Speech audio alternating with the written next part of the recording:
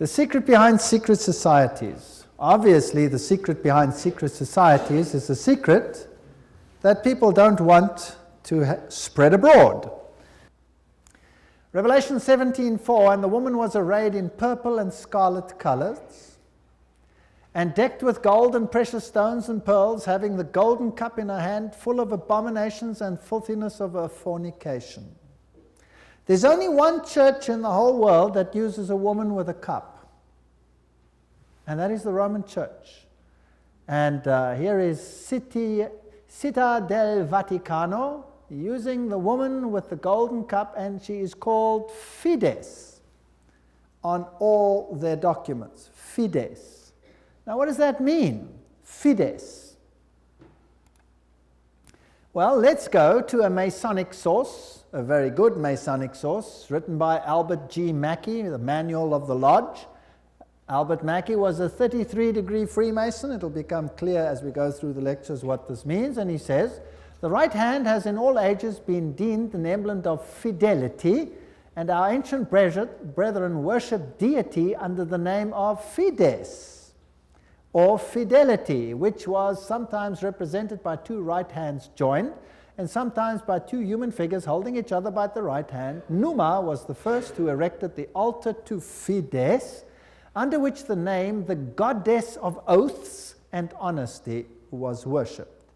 So it means honesty and fidelity, but it is also an image of a female deity. Now, Revelation 17 verse 5 calls this institution the mother of prostitutes. In Revelation 18 verse 7, she says, I sit as queen, I am not a widow, and I will never mourn. So she might have lost some children during the Reformation, but she's going to get them back. I am, and there is none beside me. I will never be a widow or suffer loss of children. She's going to control the world in a spiritual sense. That's what this power says. Now, it's interesting that the Vatican has just recently, September 5, 2000, issued this encyclical, Dominus Iesus, where she says, other churches are no sisters of ours, the Vatican insists. It must always be clear that the one holy Catholic and Apostolic Universal Church is not the sister, but the mother of all the churches. Cardinal Ratzinger said that. He's the head of the Inquisition. They don't call themselves the Inquisition anymore. They call themselves the Congregation for Doctrine and Faith. But it's the same thing. It's even in the same building. Now, she is not the mother, she is not the sister, but the mother of all the churches. That means all the other churches are subject to her, right or wrong. That's what she says. Now in Revelation 13 verse 1 and 2, speaking about the same power, it says, and the dragon gave him his power and his seat and great authority. Now that's a very, wow, statement. The dragon gave him the power. In other words, this power comes from another source. Now, doesn't Catholicism preach Christianity? Yes, it does. Doesn't it preach Jesus Christ as the Savior of the world? Yes, it does. But it also preaches mediation through other mechanisms and through the church. Now, it is interesting that in secret societies there are always two doctrines. One for the initiated and one for the goyim, the uninitiated. And the Knights Templars had two doctrines. The one was the inside esoteric occult doctrine, and the other one was the exoteric, the one to the outside, and that was Catholicism. So the masses received a religion which the insiders turned on its head. Amongst occult insiders, Lucifer is the true Son of God. Jesus is a second son who was defeated by the first one who had been thrown out. So Lucifer is the true luminary, the victor in the battle, and will be the one who will be worshipped at the end of time. That is occult doctrine. That's always been the doctrine of the Kabbalah, the Kabbalist doctrine, and it has been the doctrine of Gnosticism. But of course, It's not what the Bible teaches, but then Catholicism doesn't teach what the Bible teaches either. Revelation 17, verses 12 to 14, talks about 10 horns you saw are 10 kings who have not yet received a kingdom, but who for 1 hour will receive authority as kings along with the beast. They have one purpose and will give their power and authority to the beast. And they will make war against the Lamb, but the Lamb will overcome them because he's Lord of lords and King of kings, and with him will be his called, chosen, and faithful followers. Now we're going to deal with the whole chapter of Revelation 17 at a later stage. But the kings of the world, here represented by these 10, will give their power to the system, just like in the Middle Ages, and enforce the doctrines on an entire world. Very interesting. This will be this beast from the bottomless pit. Now, Gary H. Carr, in his work En route to global occupation, puts it this way. He says there were the ancient mystery religions which come from Babylon, and they were pantheistic, of course, which means God is in nature, God is in everything, which in effect makes us God then too. This was inculcated in Kabbalism, was taken over in the Christian era in what is called Gnosticism, and the Knights Templars were the inner secret core that had the ancient knowledge of the mystics. This was carried further through Rosicrucianism, Freemasonry, and the Illuminati, which, according to Gary Carr, controls Marxism, American European secret societies and political societies, international banking, and the World Council of Churches. Now that sounds very strange. Is the World Council of Churches controlled by Freemasonry? We'll have to look into that in some detail. Then, of course, you have the entire New Age movement, the Theosophical societies, the many cults, and all these things are all controlled by this mechanism to make null and void the doctrine of salvation in Christ alone. That will be the final battle. And in order to achieve this, this woman has concealed herself and has hid herself in a garb of Christianity, and people receive the Goyim doctrine and do not know what the inner core doctrine is. That is quite something. Well, if we look at 1 Chronicles 16, verse 26, for all the gods of the people are idols, but the Lord made the heavens, tells us that idolatry is quite something that's rife on the earth. And Nimrod, the Lord of heaven, Tammuz, the pagan Messiah, and Semiramis, the Queen of heaven, these find their origin in Babylon. And if you go through all the religions that were propagated in Lebanon, Phoenicia, Babylon, Assyria, Greece, Rome, Egypt, India, China, Mexico, Scandinavia, you have only this same picture under different names: Baal, Tammuz, Ashtoreth, El, Bacchus, Astarte, Belus, Tammuz, Rhea, Ishtar, Ninus, Hercules, Beltis, etc., etc. In Egypt, Ra, Osiris or Horus, Isis, Hathor, India, Vishnu, Krishna, Isi or Devaki, and so on and so on. Now, Romanism, the Roman Church, has taken this Trinity and made it Father, Mother, Child, which means that they must elevate the female to the point of deity. And we'll see how they did that and how they are doing that with the sanction of the Pope. So the true Trinity and the Roman Catholic Trinity are two different things. For the Goyim, it's Father, Son, and Holy Spirit. For the inner circle, it's Father, Mother, Child, which is none other than Baal, Tammuz, and Ashtoreth, if you want to take it back to those times. Jupiter is the god who is worshipped under Petrus, the rock. And Ubi Petri, where Peter is, there is the church. So here's another rock which takes the place of the true rock. Christianity and the secret societies, we could just summarize it as follows. The old Babylonian religion gave rise to Kabbalism.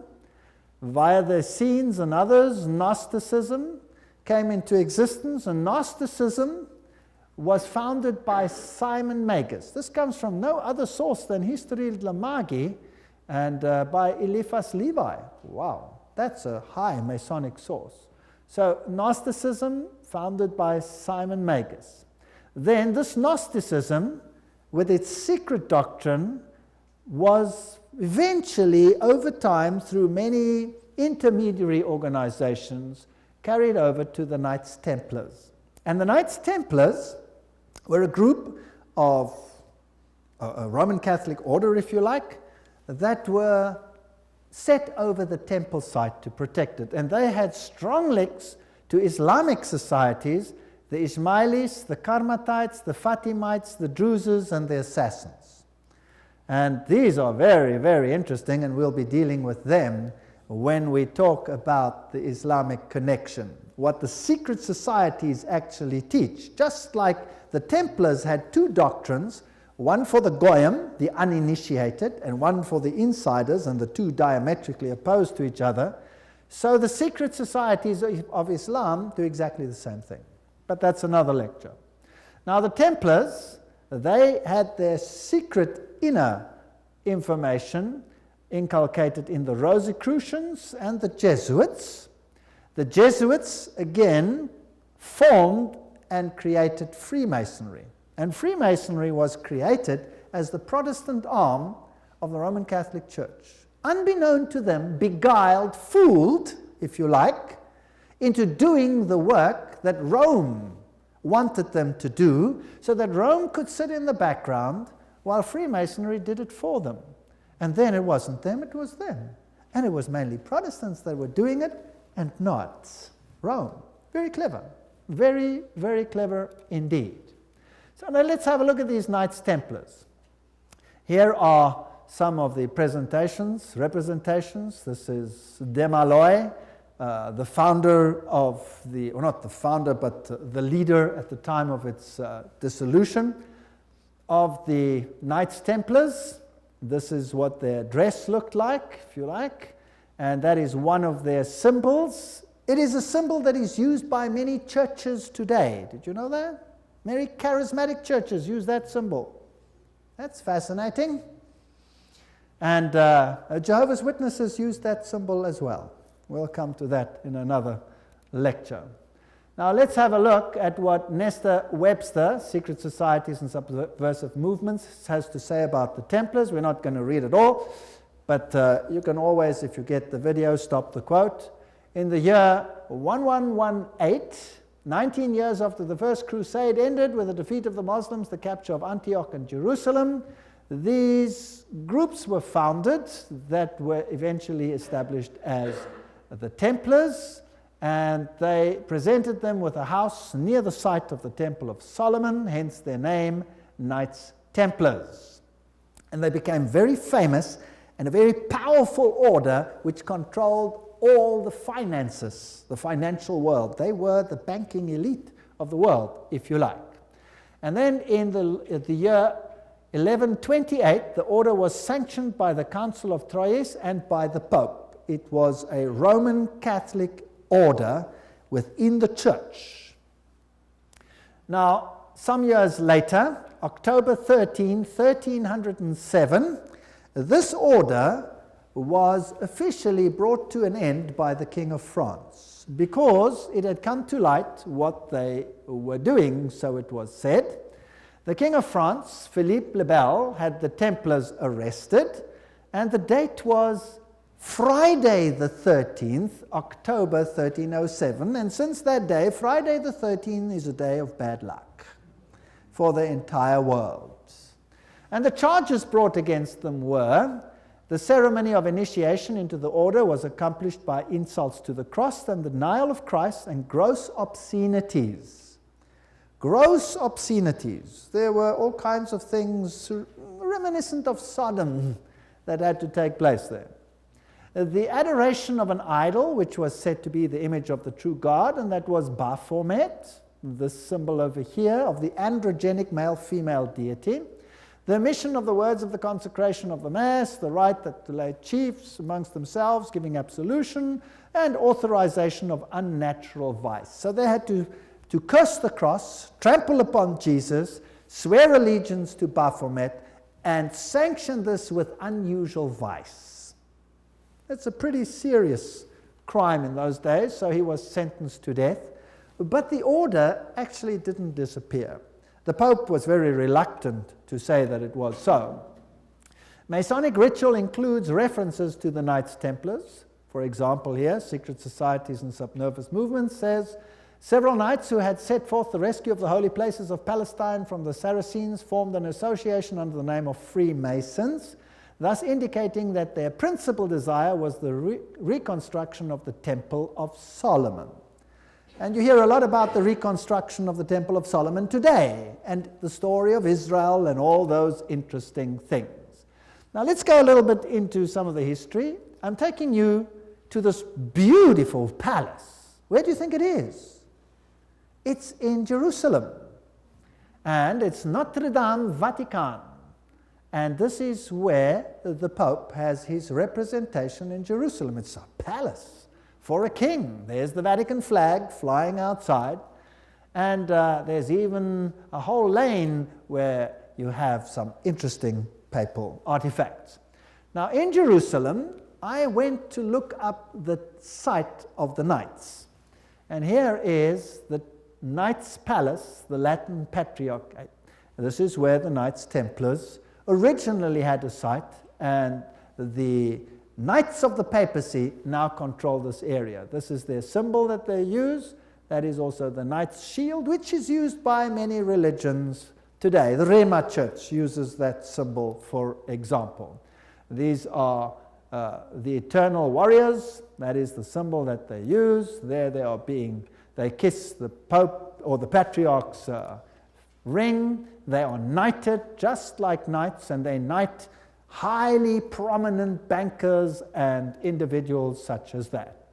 Inside this church, you have, of course, the statue of Jupiter as Peter. Notice that the foot is well kissed. And I didn't want to kiss the foot, so I just stood there. And it is a very important church because both Pope Paul VI and Pope John Paul II visited this church, which is, of course, highly symbolic, and there are the plaques. And the Latin Patriarch, the Knights Palace. If you go inside, there's this interesting altar. And as you look at the altar, you'll see certain figures over here. This one over here is very interesting. Let me get it a little bit closer. And what do you see? You see the double-headed eagle, which is also the symbol that is used in Freemasonry. So there it is on the altar of the Knights. And what is there on this side? Two swords held like a compass. Fascinating. So there are many, many Masonic figures in here. The tail feathers and the feathers of the eagle, very reminiscent of what you have, for example, on the back of the dollar, and all those other interesting symbols of the circle with the triangle and the sun around it.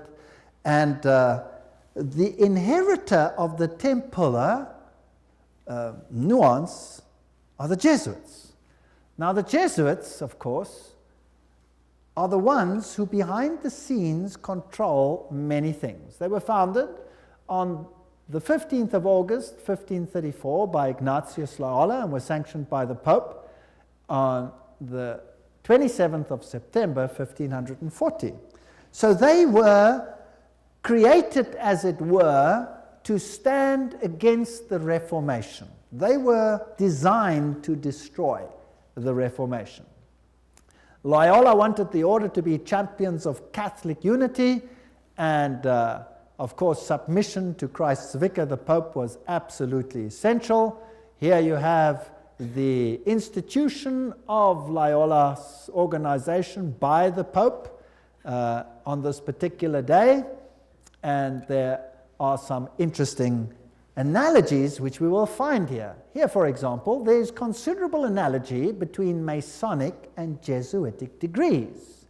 And the Jesuits also tread down the shoe and bear the knee because Ignatius Loyola thus presented himself at Rome and asked for the confirmation of the order. Now, who existed first? Freemasons or the Jesuits? The Jesuits existed first, of course. They were to obey as a corps, stare a cadaver.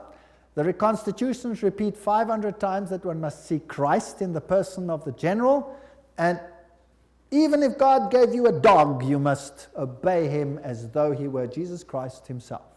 Loyola's statue in a Jesuit retreat, Loyola in vision, the Society of Jesus constituted in the Chapel Notre Dame, Notre-Dame, 1534, now the Chapel of the Sacred Heart in Paris. Many, many occult incrustations, and this is the famous Jesuit oath that each Jesuit makes when he becomes a Jesuit. Now, it'll tell us something about the character of the Jesuits. There it says, I, and he fills in his name, in the presence of God and all the saints and all these things, swear that His Holiness the Pope is Christ's vice-regent and is the true and only head of the Catholic Universal Church, etc. It also says here that this power was given by the Savior, Jesus Christ. He has power to dispose heretical kings, princes, states, commonwealths, governments, all being illegal without his sacred confirmation, and that they may safely be destroyed. So a Jesuit swears that if a government is not subject to Rome, it can be what? Destroyed. I further declare that I will help and assist and advise all or any of His Holiness's agents wherever I shall be, and do my utmost to extirpate the heretical Protestant or liberal doctrines. Liberal doctrines are doctrines where you decide what you believe. You take the liberty of making your own choice rather than allowing the Pope to do it for you. And that will be destroyed, and all their pretended powers. And that it doesn't matter where you send me in the world, I will obey. And I promise that I will have no opinion of my own. I will obey like a corpse. And I will make war, secretly or openly, against all heretics, Protestants, and liberals, as I am directed to do, to extirpate and exterminate them from the face of the whole earth. I will spare neither sex, age, nor condition, and I will hang, waste, boil, flay, strangle, bury alive these infamous heretics, rip up the stomachs and wombs of their women, crush their infants' heads against the wall in order to annihilate forever their execrable race. That's quite a nice Christian promise, would you agree? Very Christian promise. Did they do it? Well, the Waldenses, they smashed the children's heads against the rocks to make the parents rescind. In the Ottoman Empire, that's an interesting story, in Serbia and in all those East Bloc countries where they occupied, they took the children, threw them in the air, and caught them on the ends of their bayonets. They were nice people. Now you will say, that was Islam, that wasn't Jesuits? Well, debatable. We'll talk about it another time. And if I cannot do it openly, I will do it secretly. So that is what a Jesuit swears. This is the famous Pontifical Gregorian University in Rome, the most prestigious Catholic university in the world. The Jesuits, in all their enclaves, have their figures in caves. Now, in paganism, all the deities come out of the cave, and they have the letters IHS, which actually stand for Isis, Horus, Set, which is the Egyptian Trinity. They, of course, say it means Iesus hominum salvator, Jesus the Savior of men, but it doesn't. It means IHS, Isis, Horus, Set. And their symbol is the triangle with the all-seeing eye in it for this deity. They also use the pillar, the stela, if you like. They have the symbol of the triangle with the eye in a circle, which is also the symbol used in the New Age movement. And we saw that Gary Carr says that Freemasonry controls the New Age movement and the Jesuits control the Freemasonry, or created it. This is the University of the Jesuits in Prague. On top of it, they have Atlas, not Jesus Christ. If you go to a more modern Jesuit enclave, like this one in Germany, I visited this. I'm quite cheeky sometimes. There I am. And took a picture, and inside they have this picture of Christ. This is not Christ. This is Atlas, holding the world on top of his shoulders, disguised. They have these symbols up against the wall. There, this symbol is the symbol of Hermes. If you take away the cross, then you have the symbol of Isis. This is paganism at its best. And these symbols over here are nothing. Here it is, Jesuit Kirche, when it was built, etc. And their symbolism, Maria, the M is the Masonic M, the triangle, Ria, the goddess. Here is a church in Germany, a cathedral. Inside you will see this circle with a cross in it, the crossed swords, symbol of all symbols used also in Freemasonry. Now if you go back to ancient Assyria, that was a very prominent cross. It was the Maltese cross. It comes from ancient paganism. They have the symbols of the star over here, two stars one over the other, or two crosses one over the other. They have the compass, they have the moon with a disc in it or a star in it, which is the symbol that Islam uses, for example. They have the solar calendar and the triple crown. All of these are used by the papacy. Upside down crosses represent victory over Christ. Hammers and compasses and sickles, these are symbols that are prevalent in the world. There's Jesus standing above the skull and crossbones, which is a symbol of Jupiter, the god Jupiter, who is a symbol, of course, who is Lucifer. Upside down crosses again. This is a very important cathedral in Europe, in Germany, where all the political leaders come together. If you go there, you will have Janus, the two-headed one. And then you have the statue so-called of David. But of course it isn't David, it is the god Pan, because he has a pan flute in his hand, and David didn't play a pan flute. So I went to look for the dark side of Pan, because there's a light side and a dark side, and I found him. There he is, the hoofed one in the same cathedral. So they hide their occult symbolism. If you enter into the hallway, you find this over here. This is the god Anubis. It's got nothing to do with Christianity. There you have him as well, plus you have the phoenix rising from the ashes, plus you have the symbol of Jupiter, and a whole host of other symbols over there. And in their side chapel, you have all the signs of the zodiac serving the various deities like Mars and Aquarius, etc. And the doorknob is a yin-yang. This has nothing to do with Christianity. They use the symbol of the compass and Jupiter and the PX symbol over there, which you will find in virtually every single Christian denomination upon the face of the earth. The phoenix rising from the ashes, the peacock, all symbols of Lucifer. Here you have the PX with a circle with a dot in it, and you say to yourself, but isn't that a symbol of Christianity? No, this is a symbol of Horus. This has got nothing to do with Christianity. They use pine cones. Let's ask Albert Mackey, 33-degree Freemason, to tell us what the symbol means. The point within the circle is an interesting and important symbol in Freemasonry. The symbol is really a beautiful but somewhat abstruse allusion to the old sun worship, and introduces us for the first time to that modification of it among the ancients, the worship of the phallus. So it's a pretty filthy symbol at that. It deals with male organs. Wow. So that comes from the horse's mouth. So that's what it means. Now what's the PX mean? Let's go to the best Masonic source in the world, Morals and Dogma, page 292. And in case you don't believe me, I photocopied it so that you can see it. There you can see the symbol. Can you see that? It is the staff of Osiris. On the medal of Constantinople, in hoc signat eris, whatever the inscriptions. And then some other interesting things. So this is the staff of Osiris. And then it goes through the mystic Tau and the crosses and the stars of David. And then he uses this one as well. Interesting symbol. He says the vestment of the priest of Horus were covered with these crosses. That's a Maltese cross. Remember that I showed it to you on the Assyrian king? Now, who wears that on his vestments? Well, let's have a look. Oops, there it is. Who's wearing it? The Pope is wearing it. So what is he? He must be the priest of Horus. So to the outside world, it seems like Christianity, but to the inner circle, it's occultism.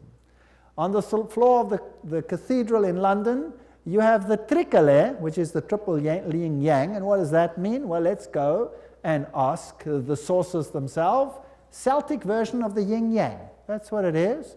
The tricolour, the sea, good luck, cauldron, Celtic goddess, the goddess of wisdom and witchcraft. Who was enthroned in the French Revolution?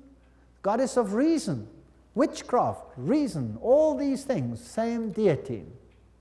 On the floor of the same cathedral, you find the mystic Tau.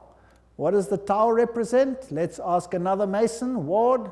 He says it's the symbol of the male creative side of the deity, sign language of the mysteries. So again, it has a sexual connotation. What's it doing on the floor of a cathedral? So the Jesuits are the heirs of the occult religion, and they control the world through their agencies. They stand in the background, create sub-organizations, and everybody thinks they are not active. Let's ask them themselves what they believe.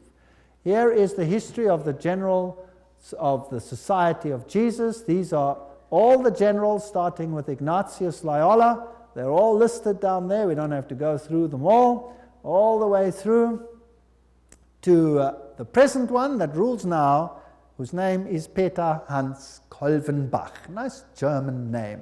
It's interesting that the Germans are very prominent in this.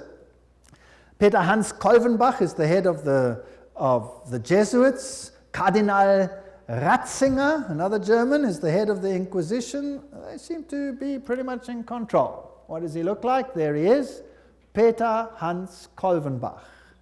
You're looking probably at one of the mightiest men on the earth today, if not the mightiest. He's the Black Pope.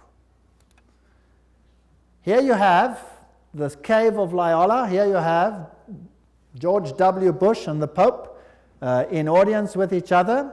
And they don't do anything by chance. They just happen to do this exactly under that picture I showed you, where Loyola receives his commission from the Pope.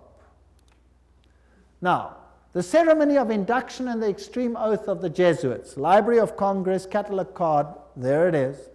You have been taught to insidiously plant the seeds of jealousy and hatred between communities, provinces and states that were at peace, and incite them to deeds of blood involving them in war with each other, and to create revolutions and civil wars in countries that were independent and prosperous, cultivating the art and the sciences and enjoying the blessings of peace, to take sides with the combatants and to act secretly in concert with your brother Jesuit, who might be engaged on the other side, but openly opposed to that with which you might be connected, only that the church may be the gainer in the end, in the conditions fixed in the treaties for peace, and that the end justifies the means. Whoa! This is Hegelian science. Two opposing viewpoints, dialectic thinking. You war the one with the other, and you rub them up until nothing is left. It's called thesis, antithesis, and the resultant clash brings synthesis, that which you want. Now note that the Jesuit can be very active on the one side, but he can be equally active on the other side. So this is all a process whereby they wish to attain things. The 30-Year War.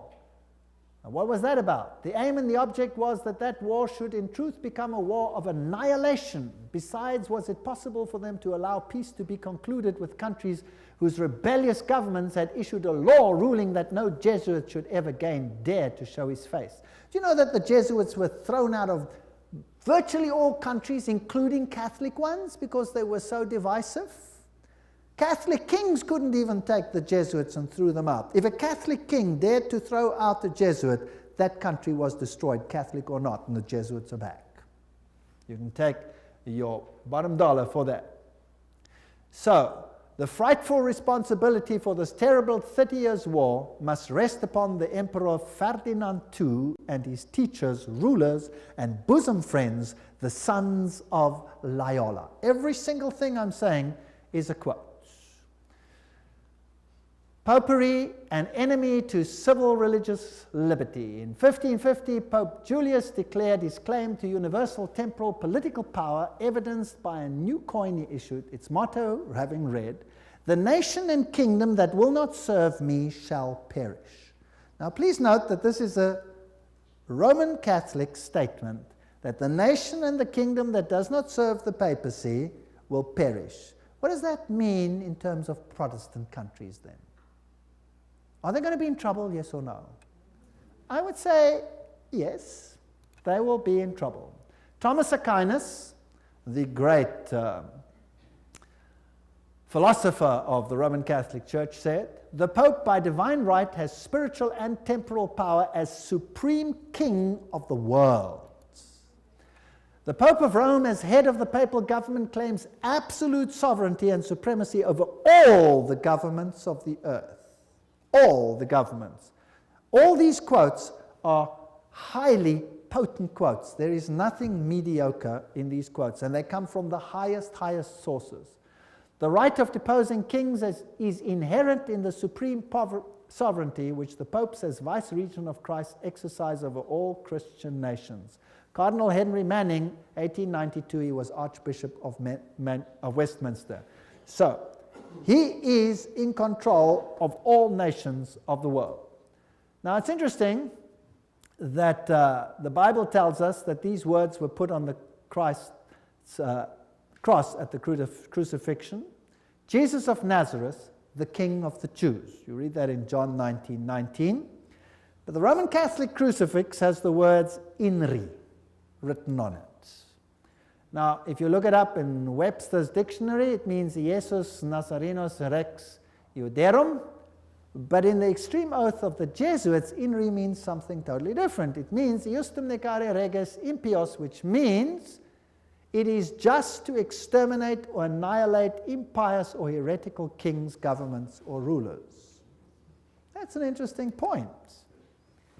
Now, another thing that they want to do is destroy Protestantism. We cherish at the bottom of our hearts this principle that whatever does not unite with us must be annihilated. And we hold ourselves ready to make, as soon as we shall have the means, an energetic application of these principles.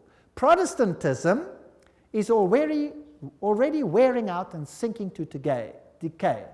Yes, we are destined to insult its last agonies, to march over its broken skeleton and scattered bones. Oh, let us hasten this dissolution by our strong and united efforts. Then already, they wrote, Protestantism is becoming decomposed, and we are gaining men of note. This is extracts from The Secret Plan. Those are the worst of the Catholics, the Inquisitors, the Jesuits. They are simply the Romish army for the earthly sovereignty of the world in the future, with the Pontiff of Rome for emperor. Something like a universal serfdom with them as master is what is being planned. That's all they stand for. They don't even believe in God, perhaps, the brothers Karamazov.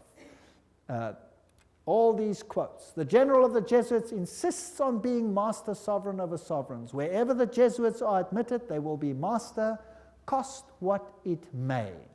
The society is by nature dictatorial, and therefore it is the irreconcilable enemy of all constituted authority. 50 Years in the Church of Rome, written by Father Chenikin.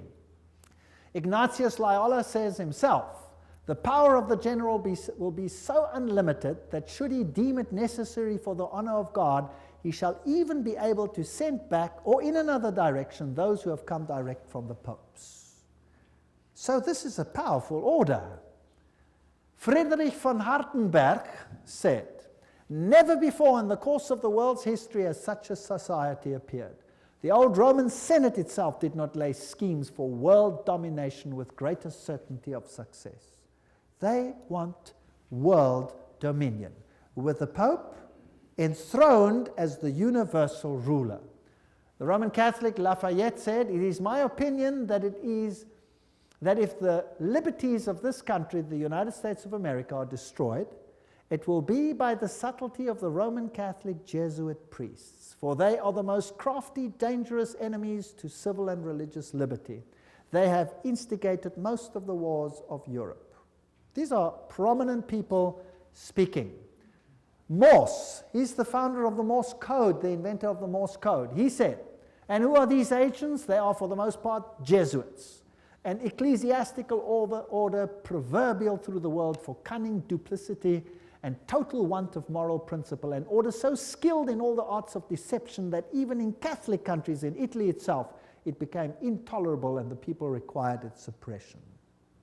That's another prominent man. Archduke Maximal Francis said, They have so constantly mixed themselves up in the court and state intrigues that they must in justice be reproached with striving after universal dominion. And we could go on and on and on. This is a very interesting one. This is Michelangelo Tamburni, 1720. This is the Jesuit of the general of the Jesuits, the general speaking to the Duke of Brancas, and he said the following: "See, my lord, from this room I govern not only Paris but China. Not only China but the whole world without anyone knowing how 'tis managed." Interesting. This is what the Jesuits themselves had to say. The Pope's confessor has to be a Jesuit. And the Pope himself has to come to a Jesuit to confess. The Vatican Empire, everything I say is a quote. This here is Jean-Baptiste Janssen. He ruled from 1946 to 1964, and he looks like a charming gentleman, very cheerful.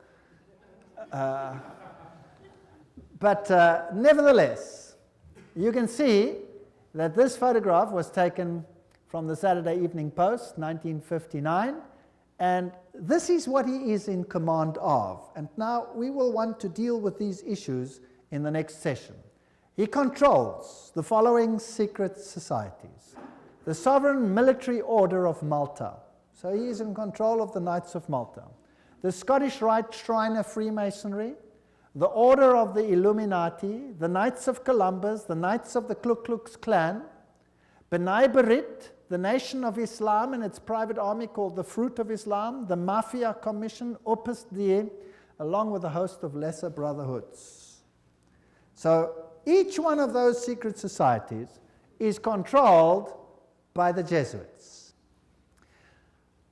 Persecution of the Catholic Church in Germany has been directed only against those elements which did not entirely submit to the ever-increasing centralization of authority in church and state.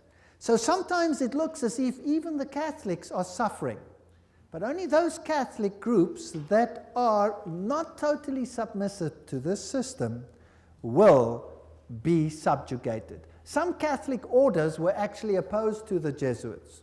They were killed, they were wiped out. In the French Revolution, the Dominicans had taken over the Inquisition from the Jesuits. Boom, they were zapped. And the Jesuits took it back. Its objective was, and is still, to destroy the effects of the Reformation and to re-establish the Holy Roman Empire of the German nation. A greater Germany, in other words, must be made again the center of a revived Holy Roman Empire. Leo H. Lehman, 1942, an American historian, said that. Isn't it fascinating that the Russian president, or a Russian president, let me put it that way, and many political leaders have given the assurance that Germany will once again play a greater role in the new Europe today? Isn't it also fascinating that it was a Jesuit priest, Father Stempfler, and not Hitler, who wrote Mein Kampf? In fact, you can read it on Mein Kampf itself.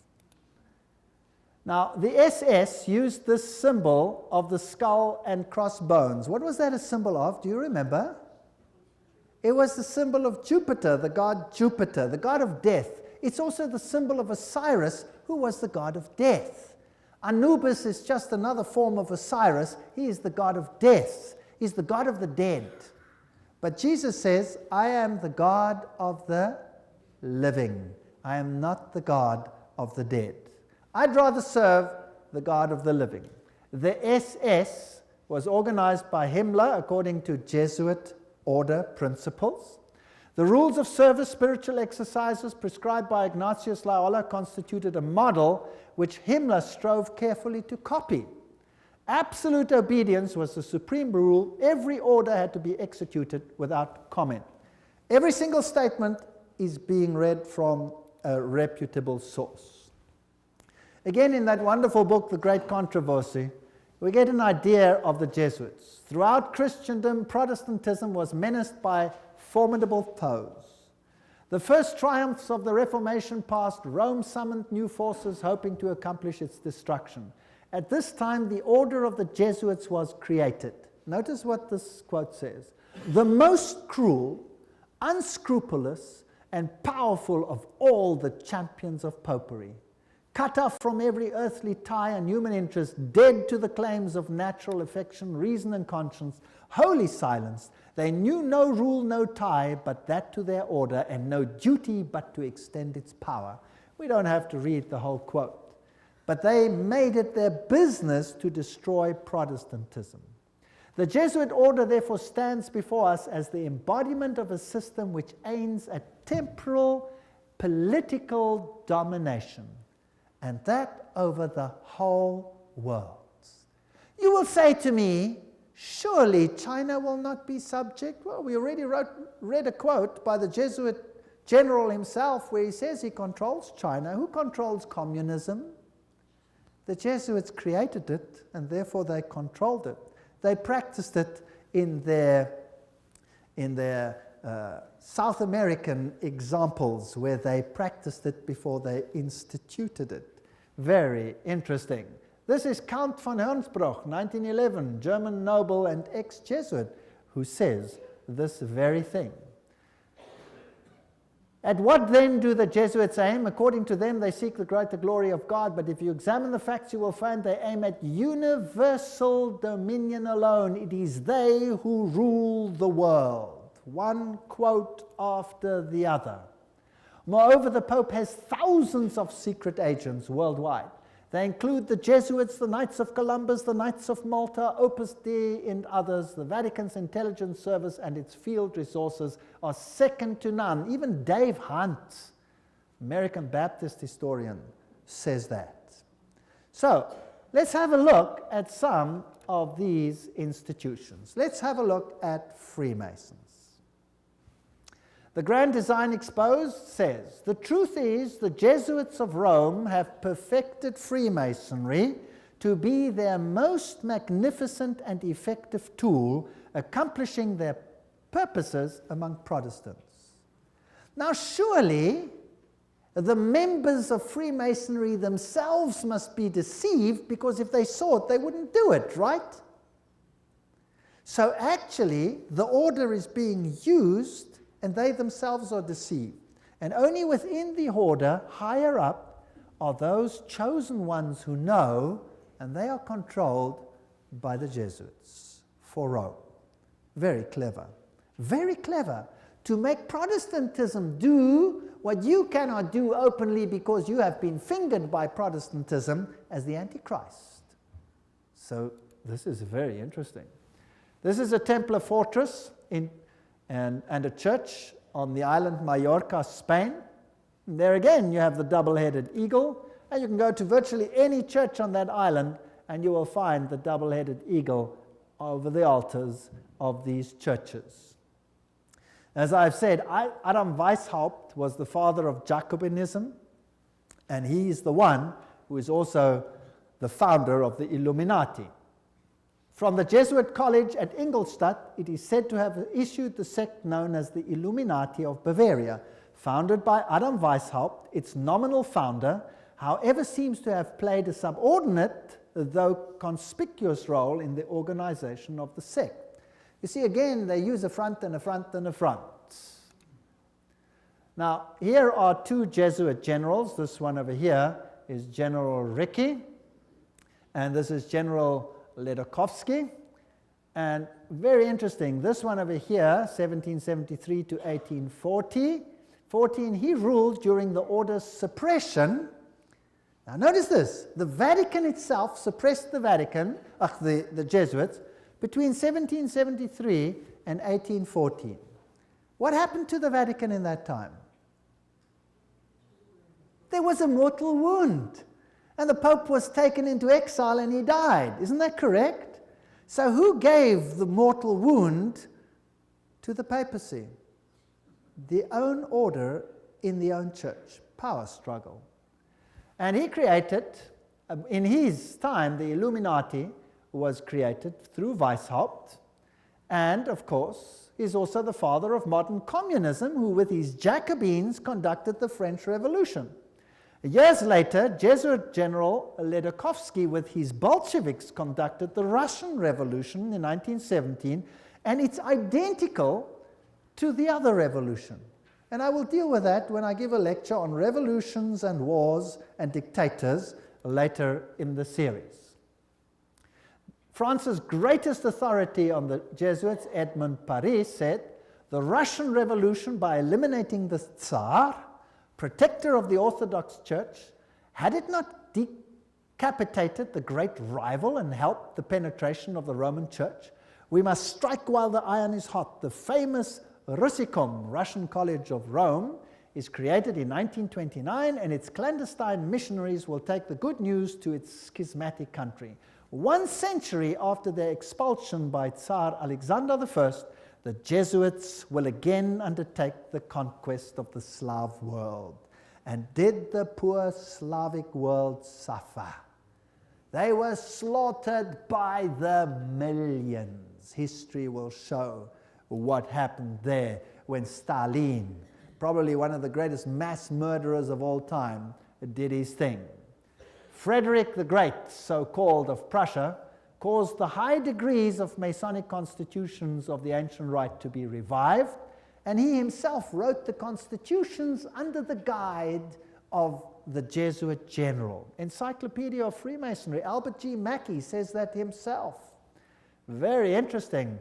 And now notice this. This is a source that's unbelievable. This is Isis Unveiled by Blavatsky herself, the author of Secret Doctrine. She says that the rites are the offspring of the sons of Ignatius Loyola.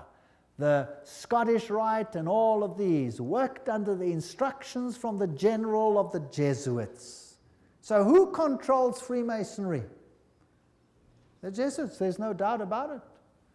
Here, we have confirmed the induction of the Knights Templar Mason into the councils of the said order of knighthood, and hoping and confiding that he will ever be so demean himself as to conduct to the glory of IHS, the most holy and almighty God, and to the honor of the mark we do recommend. There's a ritual in Freemasonry which is totally Jesuit. So the Jesuits control Freemasonry. Here's a Freemason temple, if you like. It's in Oklahoma. There is IHS. This is a Freemason temple. It's a lodge. There is IHS in it. There are still old ladies, male and female, about the country who will tell you with grim gravity that if you trace up Masonry through all its orders till you come to the grand tip-top head Mason of the world, you will discover that the dread individual and the chief of the Society of Jesus are one and the same person. James Patron, American historian. There are many that say these things. Knights of Malta. The Freemasons are in the foreground, while the Jesuits and the Knights of Malta are in the background. The Jesuits control even the Knights of Malta. Now, who are they? Well, they are headquartered in Rome, these knights. They used to be on an island, but besides that, they used to be a military order. They are still a military order. They are knights. They control the banking of the world, the industry of military complexes of the world. They oversee Chase Manhattan Bank with all its branches. They rule all the intelligence communities, the KGB, the CIA, and all of these things to restore the Dark Ages. Everything I'm saying is a quote. I'm saying nothing. Don't accuse me of saying anything. I'm just reading. Who are they? Well, here's the head of the Knights of Malta at the moment in America.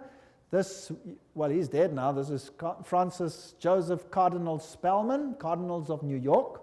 And their headquarters is St. Patrick's Cathedral, the diocese of the Archbishop of New York. There are the various ones. Here's Terence Cardinal Cook.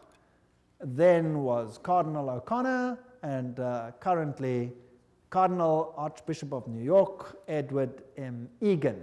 Now let's have a look who the members of the Knights of Malta are. That should be interesting. Some past, some present. General Alavena, George Anderson, Angleton, Azru, Bertie, Bobs, Bonaparte. Does that name ring a bell? Borges, Bradley, Brady, Pat Buchanan. Does that name ring a bell? James Buckley, Prescott Bush, does that ring a bell? Frank Capra, William Casey, does that ring a bell? CIA, Cisnero, Cooks, Coughlin, Loach, Giscard d'Estaing, does that ring a bell?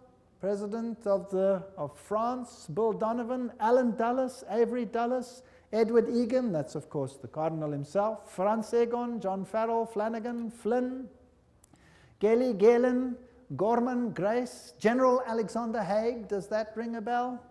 Otto von Habsburg, wow. Conrad Hilton, Heinrich Himmler, he was at Knights of Malta. J. Edgar Hoover, FBI, CIA fame.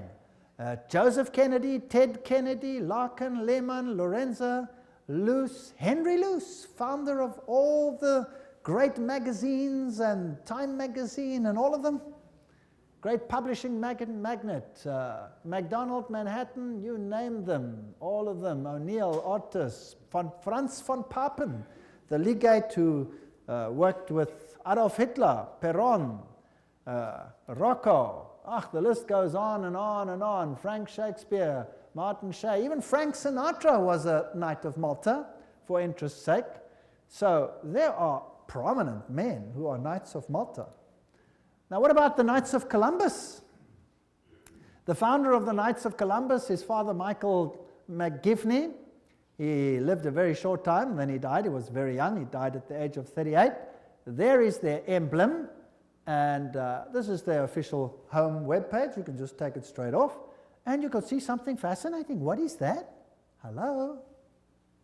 Do you remember what it is? A little bundle of rods that you also found in the French Revolution right there in the Manifest of Human Rights. What is it? Fasciae. And they've got a wreath around them. What does that mean? All power in one man. Who will that man be? Who do the Knights Columbus, founded by a Roman Catholic priest, want to see the power vested in? The Pope, of course. The Knights of Columbus, founded at New Haven, Connecticut, 1882. Then it was already considered 300,000 strong. Only Roman Catholics are eligible. It is initiative to service in 4 degrees. It's the heart and soul of politics. You cannot get into politics if you don't have the stamp of approval of these guys. The fact is well known to political machines and non-Catholic politicians whose candidates must receive the approval of Rome and the Knights before they dare nominate them for either dog pound or presidency. The Knights of Columbus' principal business is politics, a Jesuitical politics. A menace to the nations, Jeremiah Crowley, is the quote. These are serious accusations. There they are, with their fasciae, which will become clearer as we go on, and we can see where we are heading. For today, Rome considers listen to this. Today, Rome considers the fascist regime the nearest to its dogmas and interests. We have not merely the Reverend Jesuit Father Coughlin praising Mussolini's Italy as a Christian democracy, but their official magazine, which is Civiltà Cattolica, this is the official Jesuit magazine, says, this is the house organ of the Jesuits, says, fascism is the regime that corresponds most closely to the concepts of the Church of Rome. This is scary. Have you noticed lately that there is more and more control? Have you noticed some of these things? Have you noticed that you are being treated more and more like someone who has to bow 20,000 times before the powers? Then there is the organization Opus Dei. Is a semi-secret religious lay order with paramount objective is total support of the papacy. And these people walk around with clamps that tear into their flesh so that they have constant pain with every movement to remind them of their obligation. And they have high members, like presidents, for example, of Portugal is an Opus Dei member. Then we have the Skull and Bones organization. And who are they? Well, they have this interesting skull and bones. What does it represent? You know that by now. Jupiter, and they have the number 322. If you look up Genesis chapter 3 verse 22, you will find, now man has become as like one of us, knowing good and evil, raising man to the level of deity. This is Yale University, the place where they are. Now let's consult one of the greatest authorities on skull and bones. That is Anthony Sutton. Let's ask him who he is. Educated at the Universities of London, Göttingen, California, former research fellow at the Hoover Institute, Stanford University, as well as economics professor of California State University. He had the guts to speak out and write a book, and it cost him dearly. But nevertheless, let's quote him. There is the book, Anthony Sutton, America's Secret Establishment, an Introduction to the Order of Skull and Bones. So that I don't say it, let's quote it. Skull and Bones, it's over, it's Bush. Bush won the election. Let's watch this video. Yale University, the scions of America's first families confess their sexual exploits from a gruesome coffin. In a smoke-filled room, a handful of power brokers manipulate the global economy. These are the purported activities of some of America's secret societies, groups with names like Bilderberg, Skull and Bones, and the Trilateral Commission. The Skull and Bones Society is founded in 1832 by 15 seniors at Yale University in New Haven, Connecticut. They establish a secret society with rules and rituals that remain unchanged to this day. The Skull and Bones initiation ceremony is said to be held in April in the tomb's basement. One distinguished member serves as master of ceremonies. Once enrobed, he is known as Uncle Toby.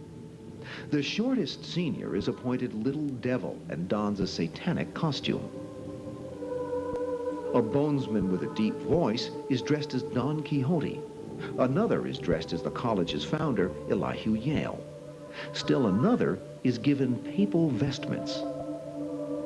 It would all be funny if it weren't for the fact that among the former bonesmen are 3 presidents: William Howard Taft, George Bush, George W. Bush, numerous senators and ambassadors, industrialists like William Whitney, CIA agents, State Department officials, and publishing magnate Henry Luce. Absolute secrecy is also required. In his 1999 autobiography, George W. Bush devotes just one sentence to his membership in Skull and Bones. Quote, "My senior year, I joined Skull and Bones, a secret society so secret, I can't say anything more." The secrecy, according to some researchers, is there to protect the fact that Skull and Bones funnels its initiates into positions of power and influence. The best-known bonesman is ex-President George Bush, who, according to tradition, is supposed to avoid admitting he's a member. Mr. President, are you a member of Skull and Bones? Leave the room. American Journal got a similar response when we recently asked George Bush Jr., the governor of Texas, about his membership. Does it still exist? The thing is so secret, I'm not even sure it still exists. Okay, so you'll see that George W. Bush is a member. They lie in a coffin. They bow down before a papal figure, swear allegiance. They do all kinds of weird sexual things in a coffin, which I'm not going to explain what they do here. It's pretty vile. And these are the presidents of the most powerful countries in the world, and they belong to secret societies such as this. The order, what it is and how it began. Those on the inside know it as the order. Others have known it for more than 150 years as Chapter 322 of a German secret society. That is very important. In fact, this was discovered when they broke in and stole some of the papers at that institution. It is officially known as the Russell Trust of 1856, or as the Brotherhood of Death, because they serve the god of death, who happens to be Anubis, if you like, Osiris, if you like, or Jupiter.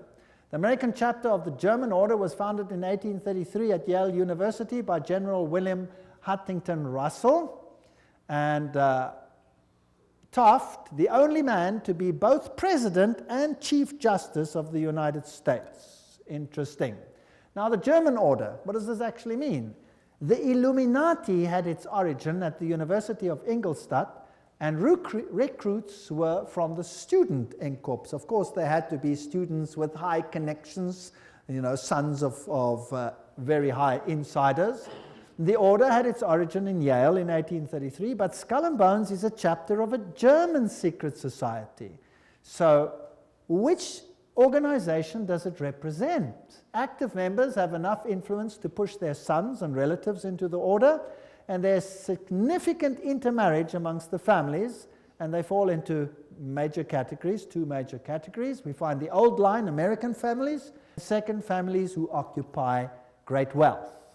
When he's initiated into the order, he says, tonight he will die to the world and be born again into the order, as he will henceforth refer to it. The order is a world unto itself, in which he will have a new name, and 14 new blood brothers also with new names. Now, there's also a British chapter which was established at Oxford University and All Souls College, and the British element is called the Group. So the Skull and Bones is not the only one. You have the Group, and then you have a European order as well. So the Group links to the Jewish equivalent through the Rothschilds, the Inner Circle, and so there is a worldwide secret organization which has the highest individual in industry, government, all facets of life. And they actually are the most prominent rulers in the world today. And if they are a chapter of a German society, then they are the Illuminati. And George W. Bush said that there are 1,000 points of light illuminating the world at the moment. It's interesting that the order writes many constitutions. The members write constitutions. For example, Archibald MacLeish, who is a member of Skull and Bones, or was, he wrote the Constitution of UNESCO. Now, we're going to have to deal with UNESCO and find out what it's about. Churches, the Union Theological Seminary is under the control of Skull and Bones.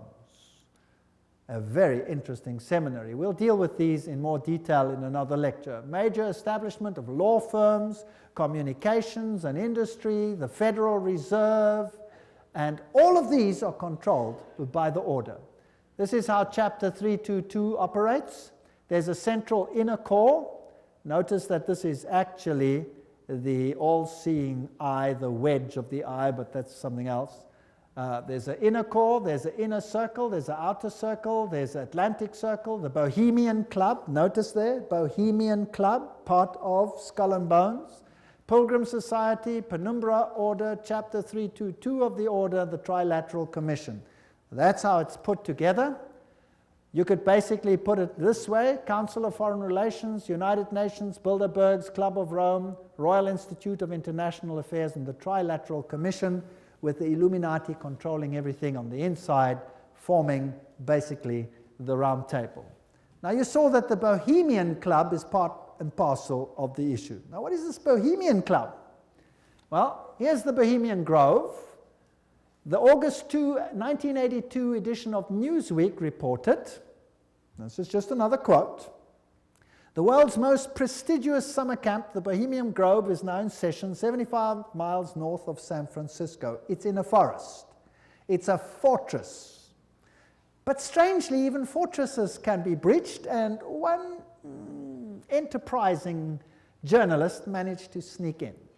The fiercely guarded 2,000-acre retreat is the country's extension of San Francisco's all-male, ultra-exclusive Bohemian Club, to which every Republican president since Herbert Hoover have belonged. This is just a quote. This is the Bohemian Grove ceremony, which was photographed or videotaped, very darkly, of course, very secretly, by one journalist, which caused a major furor. Now, you can see very little in this light, so I'll explain to you what's happening there. In this forest, the men appear naked. Naked. They have to walk around naked. In fact, some members have left the society because they're tired of walking around naked. Now imagine every president of the United States has been a member of the Bohemian Grove. And just imagine. The priests are dressed in vestments, papal vestments, and they pay homage to an owl because the owl sees in darkness. It has illumination.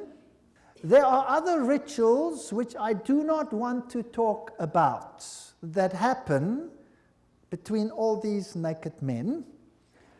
And if you read your Bibles, you will find that those who worshipped in the groves were called the perverted ones.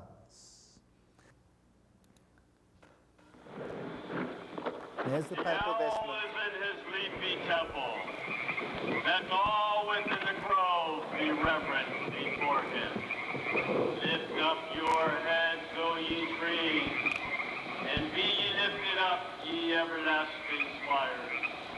For behold, here is Bohemia's shrine, and holy are the pillars of this house. There's the owl. For beauty is eternal, and we bow to beauty everlasting. For lasting happiness, return to one alone, and she surrounds you now. Great nature, refuge of the weary heart. We bow to one alone, Her most wise. great nature. She is ever faithful. Other friends may fail, so must ye come as children. Little children that believe nor ever doubt her beauty and her faith.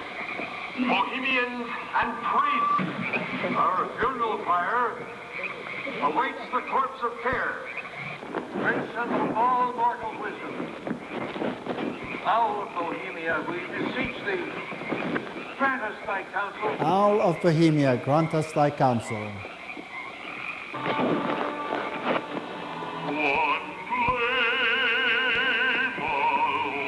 Well, that's just a part of the ritual, which shows that it is nature worship. It is condemned in the Bible, and yet, who are the members? Let's continue. This is an article in Mother Jones, August 1981, volume 6, page 28, and reports who the prominent members were. For example, George P. Schultz, Stephen Batchelor, Gerald Ford, Henry Kissinger, William Buckley. Can you imagine them all walking around naked, worshipping a stupid owl? I mean, that's so pathetic.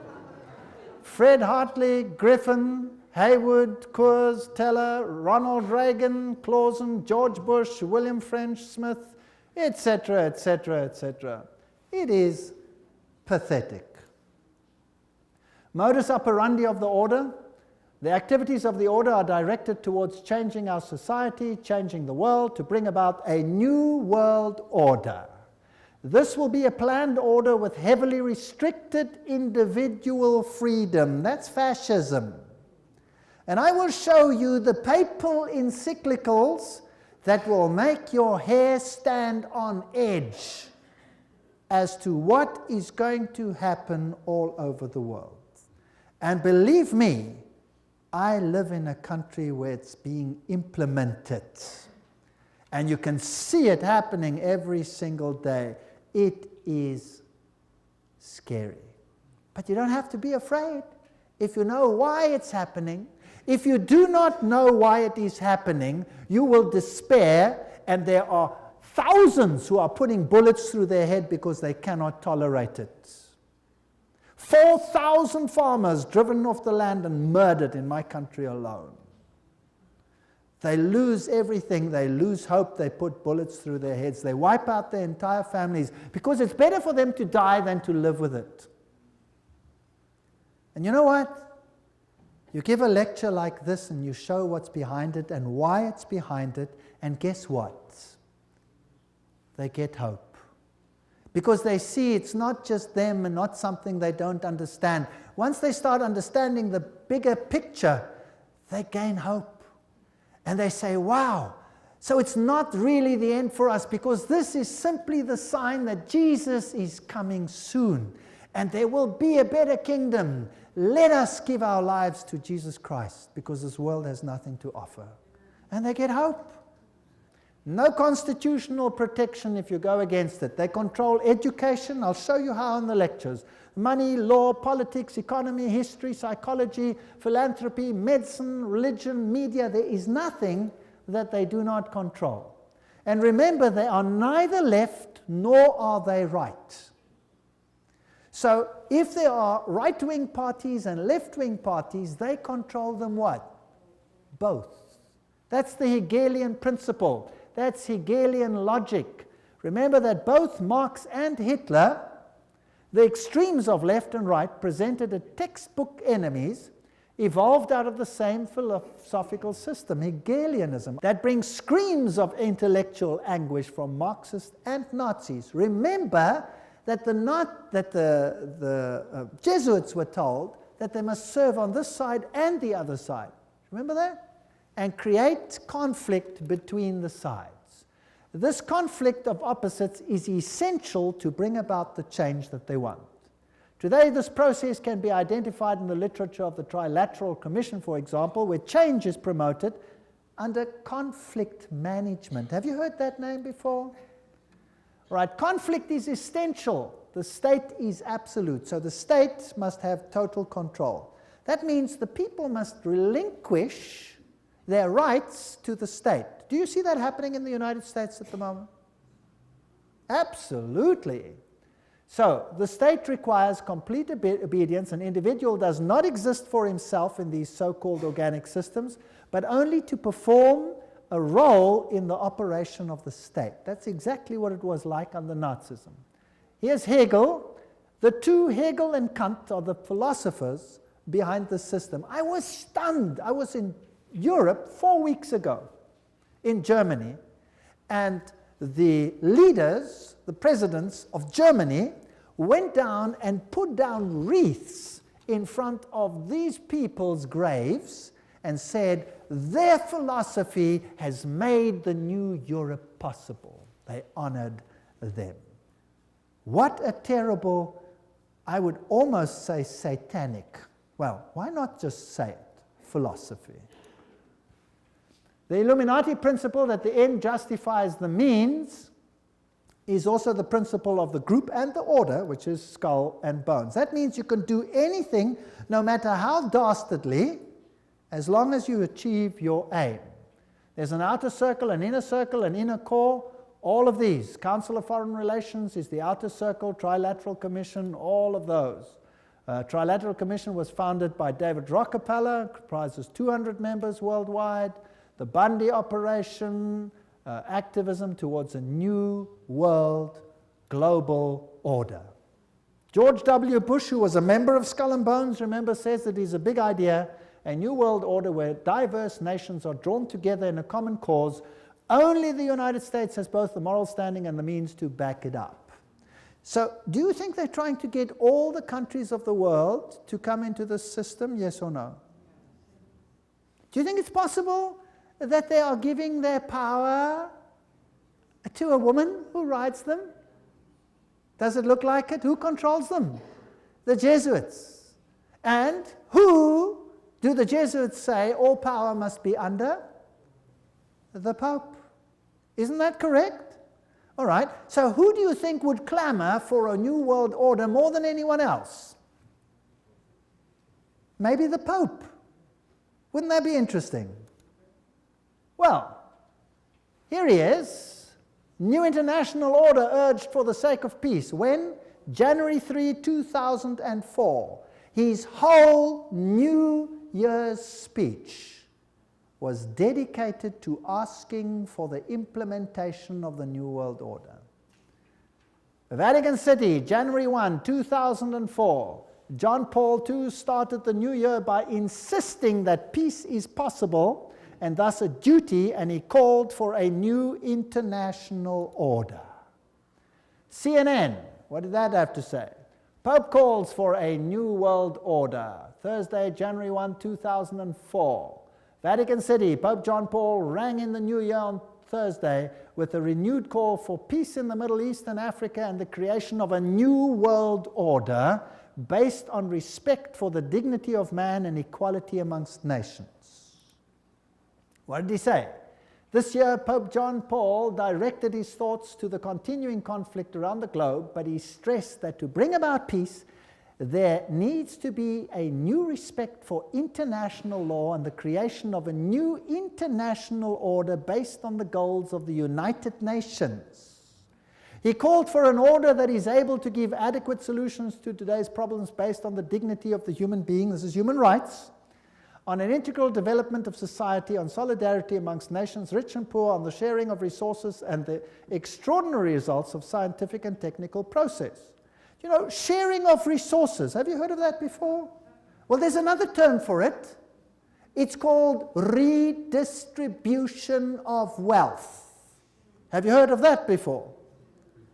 Right. Now let me redefine that for you. To redistribute wealth means to take the wealth from the one who has it and give it to one who has not got it. Is that correct? Now if you do that, which nations of the world will be hardest hit? The Catholic ones or the Protestant ones? The Protestant ones are the rich nations. Everywhere you can draw a line. Now I will show you in the lectures that come that there are encyclicals which define how the redistribution is to take place. And how it is happening and how the encyclical says it should take place is what I can see happening in my country without the government lifting a finger against it. It is defined by need, as we will see.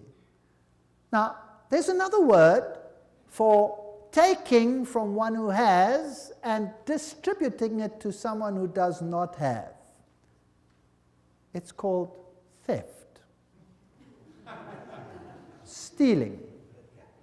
Thou shalt not steal, says the Bible. The Pope in Rome says, thou shalt steal. He does. Literally, I'll show you his encyclical. You will be stunned. This New World Order is going to be an exciting place. I don't want much part of it.